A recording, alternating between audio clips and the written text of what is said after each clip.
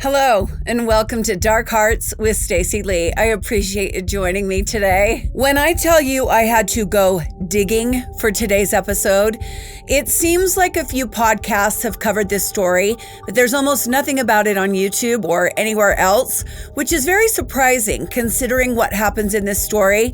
But I can also understand why people are hesitant to cover it on video platforms because it's old and obscure and there aren't a lot of visuals to add to the story. Well, I'm not going to let that stop me. We say this all the time, every victim matters, and part of the reason I do this is to ensure that the cases that don't get as much attention are not forgotten. When a beautiful young mother went missing in Kentucky, quick action was taken, but it turned out that there was much more to this story than what first appeared. When the truth of Corinna Mullen's disappearance and murder was finally uncovered, shocking isn't the word. People were stunned. Don't forget to hit the like button and subscribe to the channel if you want to see more from me. It helps not only me when you do that, but all the creators you enjoy. Today we are talking about the murder of Corinna Mullen, abuse of power. I'm your host, Stacy Lee. Let's begin.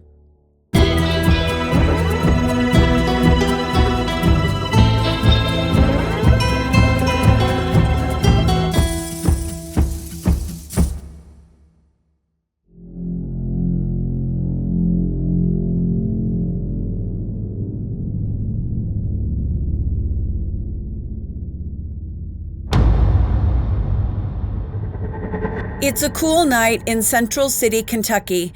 The leaves were changing and the air was starting to get cold as fall was beginning. College was back in session and people were talking about the football season and gearing up for the chilly winter months in the South. Corinna Lynn Mullen was a 20-year-old single mother living in Central City, Muhlenberg County, Kentucky. She lived in Hillwood Apartments with her young daughter and her roommate, Angela Smith. Now, there are only about 5,000 people in Central City. It's a close-knit town where everyone knows each other. Karina was interested in pursuing a medical career, and she was working a clerical position at the local police department to support herself and her daughter, Stephanie. Karina had just moved to Central City 6 weeks before the events we will be talking about today. Karina, who went by Rini, quickly realized that the move to Central City was a mistake, and she had already started packing her bags to move back home to the small farm where she was raised in rural Kentucky.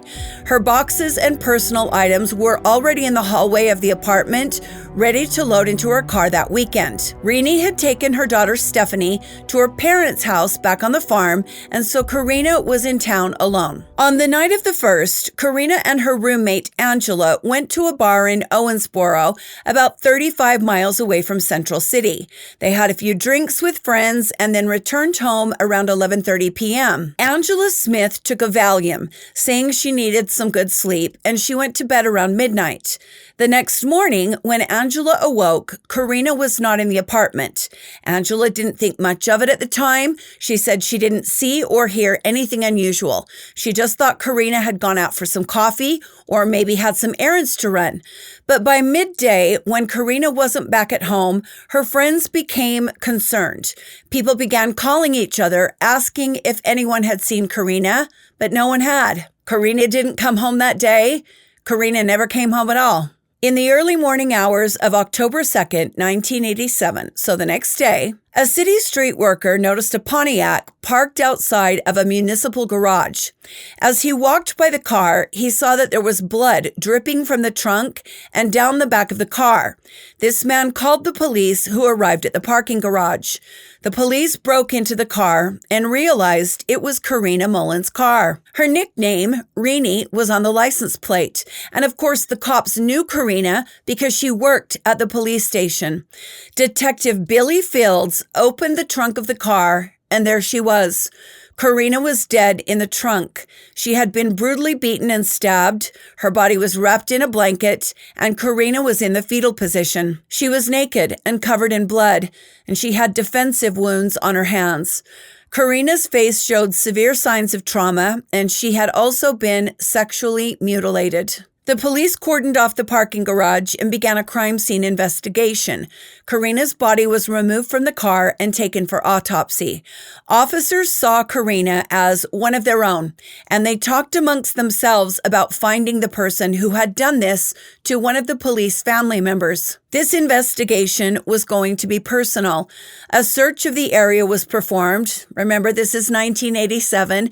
No surveillance cameras in public places like there are now. The police found nothing in the area that would assist them in their investigation. Cops did not believe that Karina was killed at the parking garage. Her car had merely been used to transport her body from the murder scene. The coroner found several hairs on Karina's body, and there was also dirt and gravel on her back, suggesting that she had been killed or dragged on the ground while naked. The medical examiner determined that Karina had been severely beaten around her face and head. She had been stabbed 3 times, and her throat had been cut. She had multiple bruises on her legs, indicating her legs had been pried apart during the assault. Oof. Karina had been raped before she died, and her cause of death was asphyxiation. She had died by drowning in her own blood. Investigators were sent to Karina's apartment. They entered her tiny bedroom and processed it as a secondary crime scene. Karina's bedroom was soaked in blood. The bed sheets were covered, and so was the floor. The cops took items into evidence. There was a pair of men's jeans in the bedroom and several pairs of women's underwear. The police collected 23 items of evidence between the car and the bedroom, and it was all taken to the Kentucky State Laboratory for testing. It's important to note that no sign of forced entry was found on the front door of Karina's apartment or the door of her bedroom. The roommate, Angela Smith, was interviewed and reported that she last saw Karina at midnight, and the pair had left the door unlocked for Karina's boyfriend, Jimmy Springer. Karina was expecting him, and she told Angela to leave the front door unlocked so Jimmy could get in. Angela claimed that because she had taken a Valium, she was out cold and didn't hear anything at all. Neighbors were interviewed. They didn't hear anything either. Angela said that although she and Karina had only been roommates for a few weeks, they had become good friends. Angela also had a daughter, so the 2 single moms had bonded over their common struggles. Angela told the police that she and Karina had fun the night before. They were drinking and dancing, having a really good time, and that they were home by 11:45 or so. She said Karina told her, leave the door unlocked so Jimmy can get in. She took the Valium and went to bed. Witnesses told police that they'd seen Karina's car on South 2nd Street at 11:30 p.m. and again 2 hours later with a man behind the wheel whom they thought looked like Karina's boyfriend, Jimmy Springer. Jimmy, who was 19, had been dating Karina for about 6 months. Karina's parents didn't like Jimmy. He worked construction and had a temper. The reason Karina was moving home was because she and Jimmy had been having serious arguments, and she was becoming afraid of him. Her parents told her that they wanted her to move home, especially after Karina had come home one day with a very red face. When her parents asked what happened, Karina said Jimmy had taken a washcloth and scrubbed the makeup off her face, telling her she looked cheap and was trying to get attention. I'm going to contain it. I'm an adult. I can control myself. Karina knew she had to end the relationship, and she did. So with the murder scene being Karina's bedroom and the home showing no signs of forced entry, Jimmy became the likely suspect, especially knowing the couple was fighting a lot and Karina was breaking up with him. The police tracked Jimmy Springer down. He told the police that yes, he'd gone to the apartment that night, but that Karina wasn't inside. He said he saw blood on the door and went into Karina's bedroom and saw blood on the bed. What did he do? Well, he called the police, obviously. Oh no, he started driving around looking for Karina. He claims he then went to a friend's house where he fell asleep for a while, and then the next morning he was informed that Karina's body had been found. What? If Jimmy saw blood on the door and blood in the bedroom, why in the hell didn't he call the police? You don't just go to your car and start driving around looking for somebody and then go to a friend's house and go to bed. Oh, I can't find my girlfriend and her bedroom's covered in blood. I'm just going to go to bed. That is actually one of the stupidest alibis I've ever heard. Jimmy denied having anything to do with Karina's murder. He continued to claim that she wasn't at home when he got to the apartment, but he had no excuse as to why he hadn't gone to the police after seeing blood in his girlfriend's bedroom. This seemed very cut and dried to the police, and I can see why. Angela continued talking to the police, and she said that the night before, the night Karina was murdered, she was very, very drunk. So imagine the surprise of investigating officers when the coroner informed them that there was no alcohol in Karina's blood. Investigators went to the bar to talk to other people who had been there that night. No one saw Karina at the bar. They said they saw Angela there, but Karina wasn't with her. The police became convinced that Angela was lying to them about Karina being at the bar. They knew she was lying to them about Karina being drunk because of the blood work. Angela had a close friend named Jeffrey Boyd. The two were known to go out drinking together quite often. Most people thought they were sleeping together, but Angela denied that. Jeffrey Boyd was a drug dealer. He was the leader of a small drug ring in Kentucky, peddling homemade meth and other illegal drugs. Jeffrey was a very large guy, and he was known to be violent. He'd been convicted of trafficking drugs and also of rape. On the day Karina's body was found, police found out that she'd had an argument with Jeffrey and that he had brandished a gun at her, telling her, "Bitch, you'll die tonight." It turns out that after Karina got to know Jeffrey Boyd, she realized he was a dangerous criminal and she wanted to do something to stop him. So Karina, who worked at the police department, went to one of the cops that she worked with and told this cop that Jeffrey Boyd was trafficking drugs in the area. Karina also told this cop that Jeffrey was moving stolen goods in the area. The police took this information into account as they investigated Karina's murder, but couldn't verify any information that Jeffrey knew Karina had been talking to a cop about him. Investigators spoke to the witness that claimed to see Jeffrey threatening Karina with a gun and determined that he was lying. So the cops wrote Jeffrey Boyd off as a suspect. Just wait. Detective Billy Field then set his sights on Jimmy Springer. On November 30th, 1987, Jimmy was arrested and charged with the murder of Corinna Mullen. The family was relieved. They thought the case was closed and that justice would be served. However, Jimmy's attorney mounted a strong defense. The attorneys gathered evidence and witnesses as Jimmy sat in jail. In July of 1988, Jimmy's trial began. He was facing life in prison. The trial lasted only 2 days, and the jury deliberated for only 3 hours. They returned a verdict of not guilty. A juror later said there simply wasn't enough evidence against Jimmy Springer to find him guilty and that the defense had presented evidence that raised doubt in their minds. Karina's family was devastated. They were certain that Jimmy had killed Karina, and so were the police. Karina's parents were angry and they were scared. What if Karina's killer came for the family members? And with this verdict, even if more evidence came out in the future, Jimmy Springer could never be tried again. Once you're acquitted, double jeopardy goes into play and you can't be tried again. Detective Billy Fields had hit a brick wall. This was his only suspect. There was nowhere else to go with this case, and so it went cold. Karina's car was returned to her family, still streaked with her blood. Her father, Claude Mullen, couldn't stand the sight of that car, and as he sat and looked at it in the yard, he grew angrier. Claude wanted the killer, the person who took his daughter, to be caught and tried. Claude left the car in the yard, but started to go over it again and again, looking for something that might have been missed. One day, Claude went out to the Pontiac and started going through the doors. Deep in a compartment on the driver's side door, he found a pocket knife. The police had missed a knife in the car. I would say, how does this happen? But we see this all the time. But in this case, it gets even worse. Claude Mullen called the state police, who arrived at his farm to take the knife into evidence. The knife was sent off to the state lab, but the findings came back clean. The lab said there was no trace of human blood on the knife. This was a huge setback. But Claude Mullen wasn't stopping. He wrote a letter to the Attorney General telling him that something had to be done. He wanted justice for his daughter.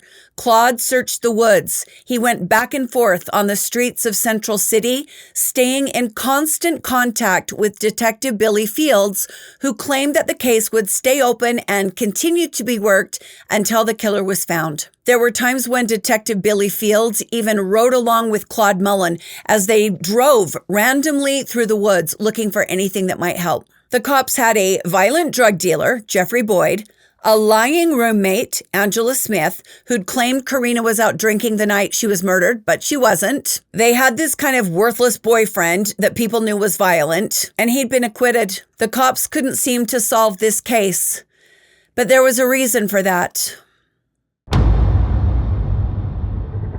Corinna Mullen's case went cold for almost 20 years. Her family finally gave up hope that they would never know who killed their loved one. The original detectives retired, and a new sheriff, Terry Arnett, had taken the case on. He was determined to solve this case, and he tried. Terry Arnett encouraged the public to come forward with leads, but nothing helped. This cop worked this case. He wrote letters, he tracked down old witnesses, and he found some information that was very, very troubling to him, but he had to play his cards right. And then Terry Arnett got sick. He was stricken with a very aggressive form of cancer, and he died in 2005, still unable to solve this murder. Karina's family say that Terry Arnett spent the last part of his career working this case hard, but sadly, he couldn't close it. Before Terry Arnett died, he turned this case file over to his best friend, Curtis McGee, asking that Curtis work it relentlessly to do what he could not, close it. Curtis McGee took the large file Terry Arnett had built and put it in his safe, vowing to work on it as much as he could. As Curtis began to go through the file, he became very disturbed. The first thing he noticed is that all 23 items collected from Karina's car and bedroom had gone missing.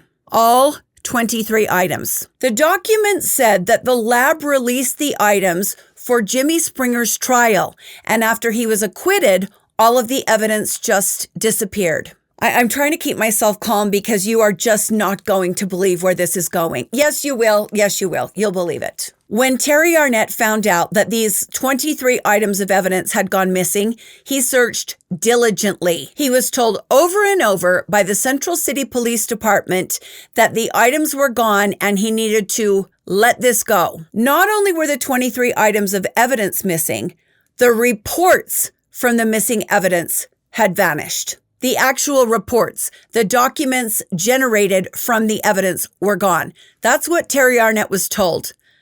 This gets so much worse. As Terry Arnett began to push the lab for more information on this case, they said, okay, let us go back 20 years into the file and see if we can find anything. So someone from the lab is sent to dig through these old records. This is one of the craziest things I've ever heard, and I've been doing this a long time. The person that was sent to research what had happened to these records discovered that no testing was ever done. The 23 missing pieces of evidence had never been tested. When Terry Arnett first started asking the lab for these missing reports, they assumed that the reports had been turned over to the courts. And then when Jimmy Springer was acquitted, the courts had thrown the reports away. But after researching, the lab discovered that 20 years ago, no one at the lab was ever given any items for testing. No testing of any kind had ever been performed on these 23 pieces of collected evidence from Karina's car or her bedroom. So where did the reports come from that were used at Jimmy Springer's trial, you're asking?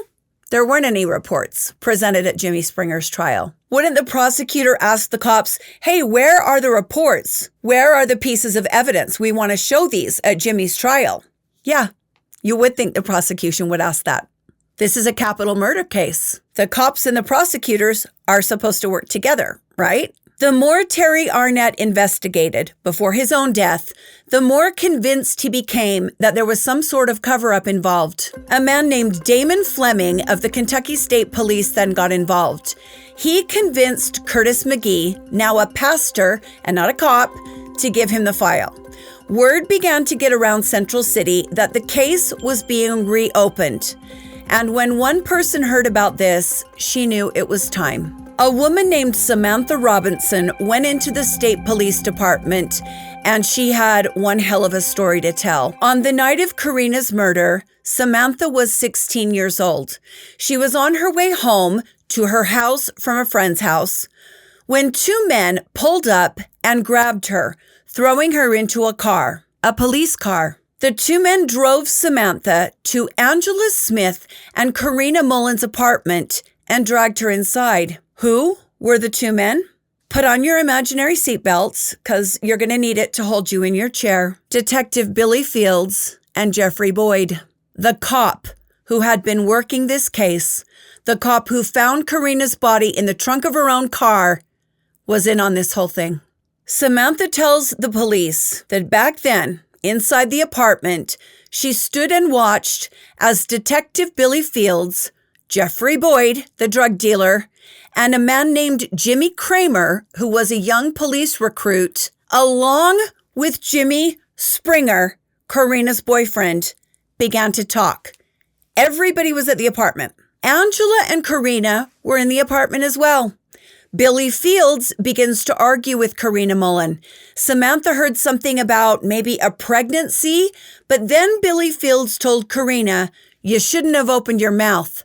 I'm going to make sure you get what you deserve." Billy Fields yelled at Karina that she should not have talked to the police about the drug dealing taking place in the area. It had gotten back to Billy Fields that Karina had gone to the police and done the right thing, reported dangerous activity. She was part of the police department. She was doing the right thing. She knew about a drug dealer, and so she reported it, not knowing that the drug dealer and the chief of police were friends. Billy Fields grabbed a metal bar and began beating Corinna Mullen with it. Jimmy Kramer, the recruit, was also beating Karina with his fists. Karina was begging them to stop. Billy Fields then pushed Karina into her bedroom, where he raped her. Jimmy Kramer then raped Karina. Jeffrey Boyd then raped Karina. And then her own boyfriend, Jimmy Springer, raped her. Ooh, I gotta take a breath because I can feel a rage.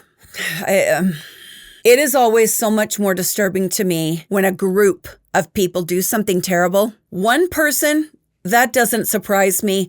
It's shocking, but it doesn't surprise me. When you get a whole ass group of people that are willing to do something horrific, it is just... Now, throughout this entire attack, Angela Smith, the roommate, is standing there watching. And so is Samantha, the 16-year-old girl that had just been kidnapped by a cop and a drug dealer. Billy Fields then held Samantha down and sodomized her.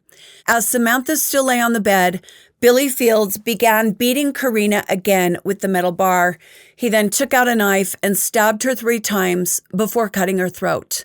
When Karina was dead, the men put her body in the trunk of her own car, and they ordered Samantha to drive Karina's car to the city garage in Central City, which she did with Billy Fields sitting in the back seat. When Samantha pulled up at the garage, Jeffrey Boyd was already there waiting for her. Samantha got out of Karina's car and began to run for her life. She ran to her mother's house and hid in the back of the house all night. Days later, still terrified, Samantha told her adoptive mother what had happened to her and what she'd witnessed, and her mother told her never speak of this again, and so she hadn't. Samantha claims that she had been so terrified that she blocked the entire event out and tried to go on with her life. Now, we could talk about a lot of things here. I don't want to judge Samantha too harshly. She was 16 years old. She endured something horrific and traumatic, and she knew that Billy Fields was the head cop in town. What could she do? This was an underprivileged person in a very small town with knowledge that would surely get her killed. I understand that. I do think there was more that could have been done, but I will not judge her. I have never watched a police officer rape and murder someone, a police officer that then raped me. I have never been in her shoes. Now 35 years old, Samantha tells police that she has lived every day of her life in fear. She has her own 16-year-old daughter at this point in time, and it is her desire to protect her own daughter that finally gives the courage to come forward. Samantha tells the police that she has no idea why the men targeted her. She was just in the wrong place at the wrong time. Of course, the cops sat and listened to this story in horror. Billy Fields had been retired for some time, enjoying his police pension, still living in Central City. He was also living off the proceeds from all the drugs he'd been running his entire career. Karina had no idea that Billy Fields was the drug kingpin she was reporting on when she talked to the police. Angela Smith heard the whole thing and did absolutely nothing. She had made up the entire story about drinking with Karina at the bar. Angela lied about Karina telling her to leave the door open for Jimmy Springer, the boyfriend. Cops later found out that a neighbor had seen Billy Fields' police car outside of Karina's apartment on the night of her murder. The day after Karina was found, Billy Fields paid a visit to this neighbor and threatened her to stay silent. Those 23 pieces of evidence that disappeared? Oh, Billy Fields took those and most likely burned them. He did that to ensure that during Jimmy Springer's trial, there would be no evidence and no tests done on that evidence. How did he convince the prosecutor that there was no evidence collected? I don't know. Was the prosecutor in on this? Or was the prosecutor lazy and didn't care that there wasn't evidence? There's always evidence collected from a murder scene. I find it very hard to believe that a prosecutor thought the police collected zero evidence at a murder scene. No. Billy Fields, this piece of human trash, was somehow able to cover all this up until Terry Arnett discovered what his fellow cop had done. Terry died knowing this cop was involved, but not yet able to prove it. Billy had destroyed all the evidence. Therefore, there were no reports generated at the lab. The fake documents stating that evidence had been tested were missing, and their only suspect had been acquitted. Despite all of that, on November 2nd, 2006, Billy Fields was arrested and taken into custody for the murder of Corinna Mullen. The arrest sent shockwaves through the entire area. A lot of people liked Billy Fields. He was friendly, he was popular, and some people refused to believe he was involved. But he was charged with murder, rape, kidnapping, sodomy, and tampering with evidence. This man, Billy Fields, sat at Claude Mullens' dinner table. He went out driving with this grieving father, pretending to help him look for evidence, for clues that might lead to his daughter's killer, all the while knowing that he was her killer. It is sick and evil on a different level. We talk about a lot of sick and evil shit here. This is, all right, I can feel my face getting red. Jeffrey Boyd, the drug dealer, was arrested and charged with murder, rape, and kidnapping.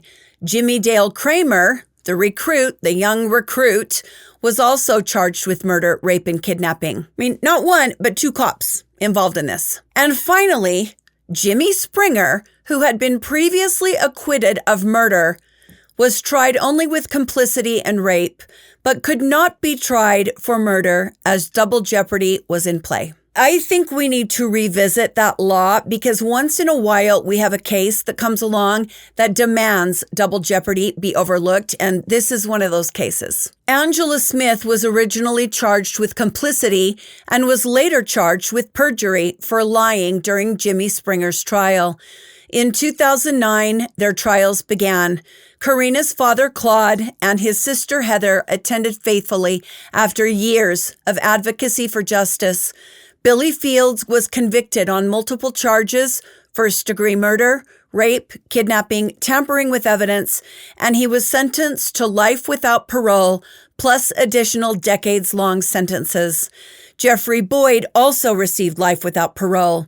Jimmy Kramer was convicted of manslaughter, kidnapping, and rape. He received 60 years in prison. Angela Smith's charges were reduced.